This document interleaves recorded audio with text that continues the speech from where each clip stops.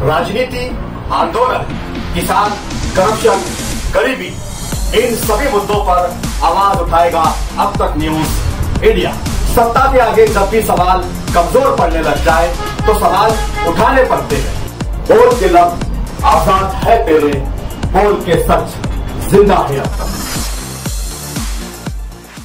तुमच्या आमच्या सगळ्या बाराबोलीतेदार मित्रमंडळाच्या माध्यमातून मंदिराच्या बाहेर विनामूल्य विनास्वार्थ निर्मळ मनाने सेवा करणाऱ्या मायबापांच्या 2 धाम यात्रेसाठी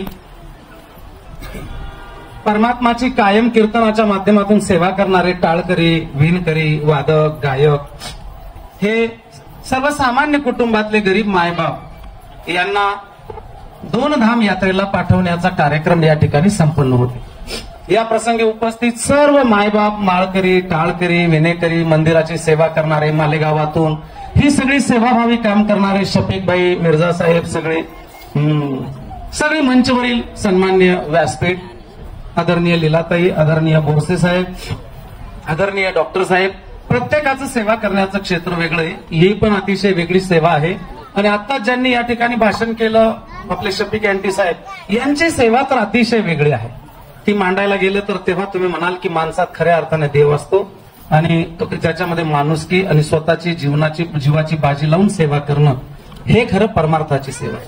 आणि अशा आजच्या ह्या 2 धाम यात्रेला पाठवण्याच्या कार्यक्रमाप्रसंगी उपस्थित सर्व मायबाप, प्रथमतः तुम्ही सगळेजण या ठिकाणी उपस्थित राहिलात म्हणून मी या सगळ्या बाराबोलीतेदार मित्रमंडळाच्या वतीने आपल्या सगळ्यांचं मनपूर्वक सहर्ष स्वागत करतो। तुम्ही या यात्रेचे मानकरी झालात, त्याबद्दल तुमची निवड झाली, त्याबद्दल तुमचे सुद्धा जे यात्रेला जाणार आहेत त्यांचे सुद्धा अभिनंदन करतो आणि त्यांची यात्रा त्यांच्या मनाप्रमाणे खूप सुखदायी, आनंददायी हो अशी परमात्मा परमपित्याला प्रार्थना करतो, शुभकामना करतो। आणि उपस्थित मित्रांनो, बऱ्याच गोष्टी या ठिकाणी बोलल्या गेल्यात। कोणत्या गोष्टींचा धागा धरावा असा प्रश्न मला पडला। पहिल्या वेळेपासून तो तिकडे एक सुंदर बोलला,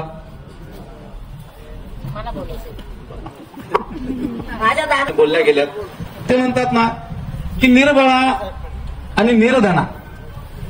आणि निर्धना जो पाठवी काशी प्रयाग अमरनाथ यात्रा, त्याला घरी बसून बी लागे अर्ध पुण्य त्या सकाळा।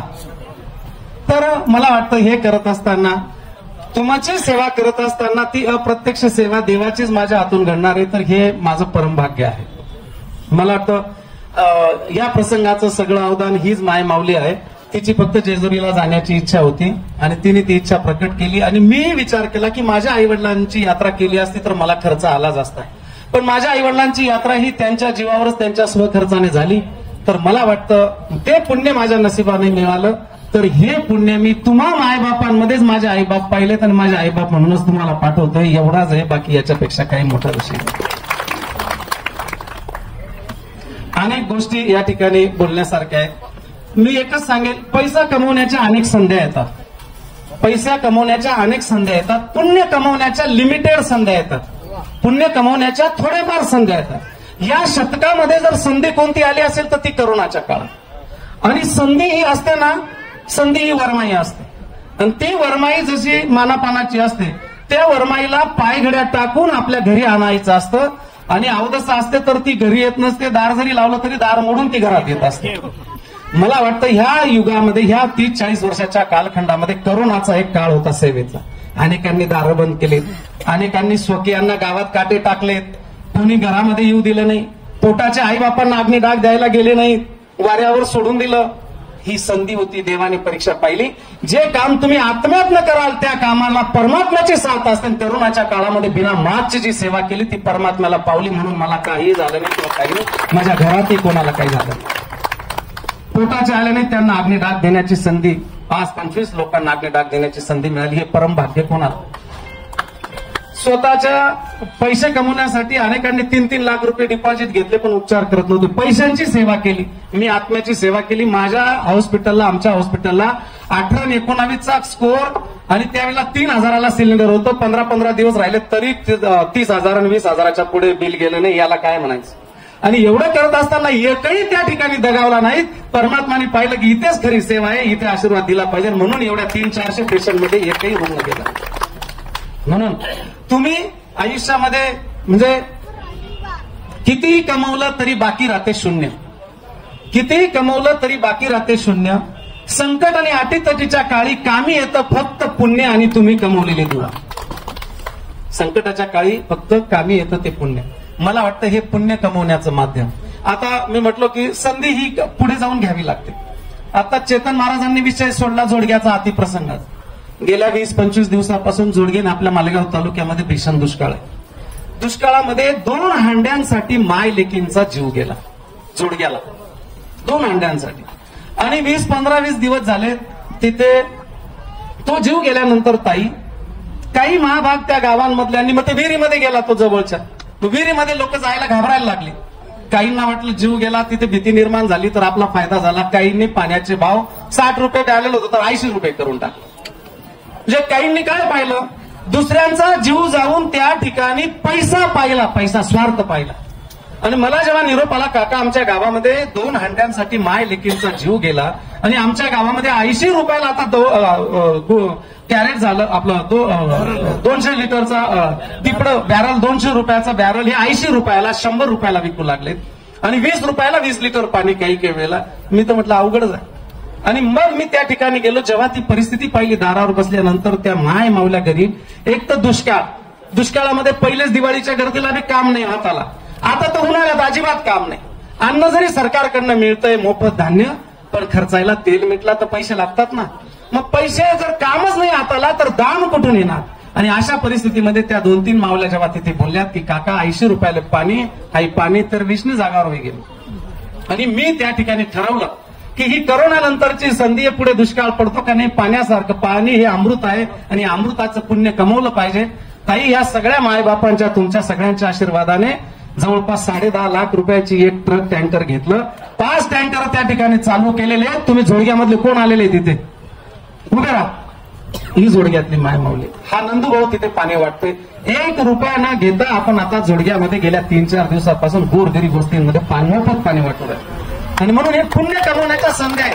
कोणी त्या संधीमध्ये स्वार्थ साधतं, कोणी परमार्थ करतं. आज परमार्थ केला की परमपित्याचा त्याला आशीर्वाद मिळतो. आज 10 गेले असतील तर पुढे 1 फक्त देवबाप्पा मला दिल्याशिवाय राहणार नाही.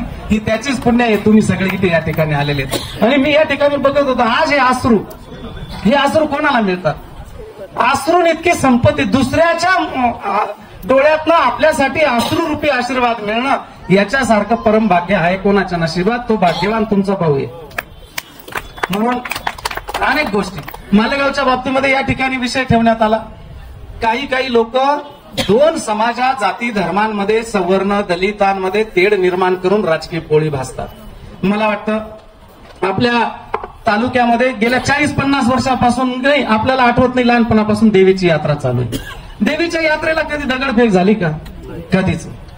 देवीच्या यात्रेला तुम्हाला सांगतो या ठिकाणी परमपिता आई जगदंबेला स्मरून सांगतो. या मालेगावच्या मुस्लिम एरियामध्ये काही मायबाप त्या ठिकाणी तेलाच्या बाटल्याही वाटतात. बरोबर आहे.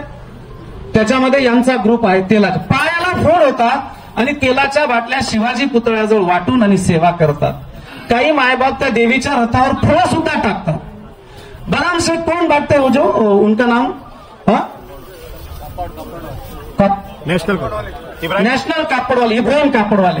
अरे आपल्याकडे फक्त सरबत आणि काही वाटतात. बदाम शेक वाटणारा मला वाटतं इथून मालेगावपासून तर सटाण्यापर्यंत कोणी दिसला नाही.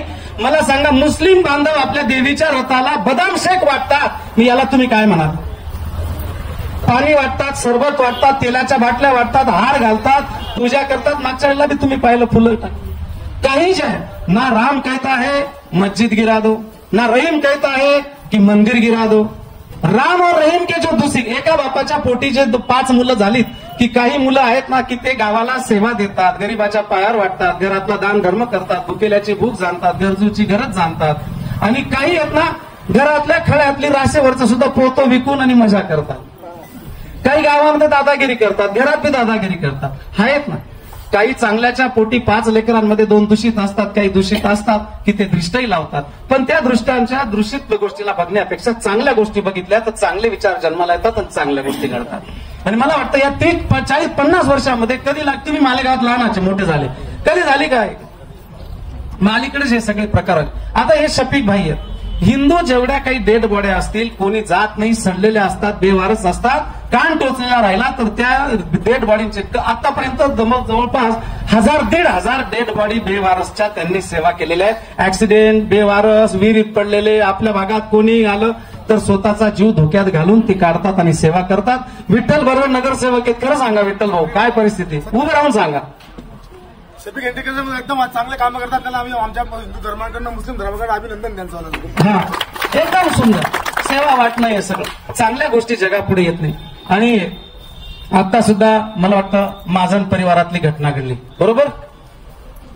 यहाँ पे बोलना उचित होगा की नाही होगा, मैं वो बोलता है. जर ही काही समजदार मंडळी नाही झाली असती तर मालेगावमध्ये नक्की दंगल झाली असती. पण ह्या मायबापांनी तिथे शांतता ठेवून आणि ह्या सगळ्या गोष्टी घडल्या. तो विषय सगळ्या पेपरांमध्ये आलेला आहे, सगळ्यांना माहिती. तर कोणी राम म्हणत नाही, मस्जिद पाडो, रहीम बोलता नहीं, मंदिर पाडो.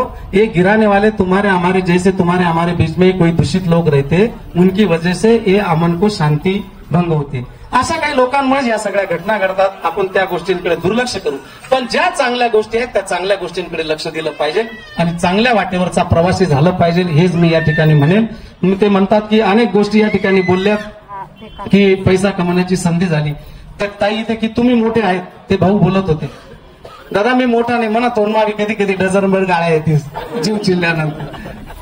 पण कधी कधी शंकराने सुद्धा त्रिशूळ घेतलेला आहे. ज्या वेळेला तुम्ही एखाद्याला प्रवृत्त, शिवाजी महाराजांनी बी तलवार घेतली, काही वेळेला न्याय देण्यासाठी आणि अन्याय. तुकाराम महाराजांनी सांगितलेलं आहे की नाथाळ्याच्या माथी कधी कधी हाणावी लागते लाठी, त्यासाठी माणसाने कधी काळी जोपासावी जवळ काठी.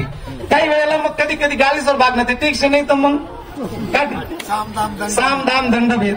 तर देव बाप्पा तुम्ही माझ्यापेक्षा 10 पटीने मोठं आहात आणि तुम्ही परमपित्याची सेवा करणारे आहात.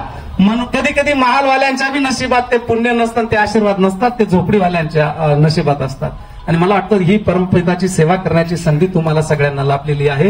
हे करता करविता परमेश्वर आहे, हे मी काही करत नाही. मी फक्त एकच सांगेल की चंदनापेक्षा वंदन अधिक शिथिल असतं, चंदनापेक्षा वंदन अधिक शिथिल असतं. एखाद्या व्यक्तीचा पद आणि प्रभाव अधिक असण्यापेक्षा त्याचा स्वभाव चांगला असणं अधिक महत्वाचं असतं. माणसाने योगी, पुढारी, राजकारणी होण्यापेक्षा जनतेसाठी, गोरगरिबांसाठी उपयोगी होणं अधिक महत्वाचं असतं. मी उपयोगी होण्यासाठी. आणि एकताच्या बाबतीत काय सांगायचं, कुछ चंद लोगों ने लकीरें खींच रखी है तुम्हारी हमारी थाली में. कुछ चंद लोगों ने उनकी राजकारण के स्वार्थ के लिए लकीरें खींच रखी है तुम्हारी हमारी थाली में. दिवाली और रमजान में क्या भेद है?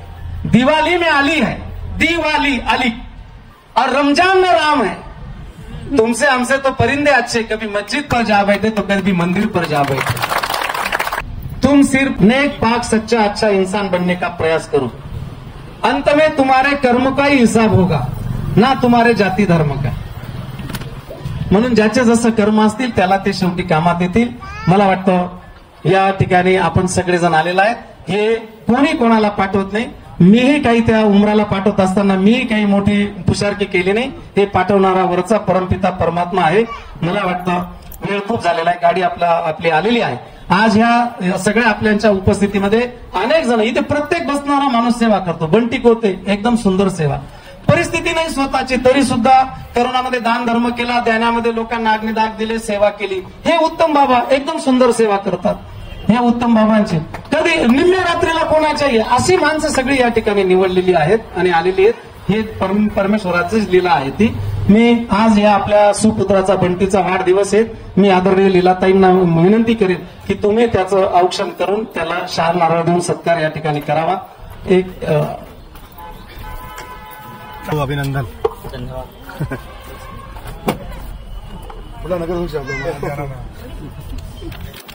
नक्की करायचे त्यांच्या नगर काका साहेब, चांगलं काम आहे त्याचं. त्या कामाचा तर सत्कार आहे आणि तो बी लीलाताईंच्या हाताने आहे. हा फार भाग्यात लागतो. ज्या माऊलीच्या मुखामध्ये 100 वेळाने 1000 वेळा नाम स्मरण असतं आणि त्या हाताने काकड आरतीपासून त्या माऊली पूजा करत असतात, त्यांच्या हाताने असतात. त्याचबरोबर आपल्या सायने, मोठ्या सायने गावाचे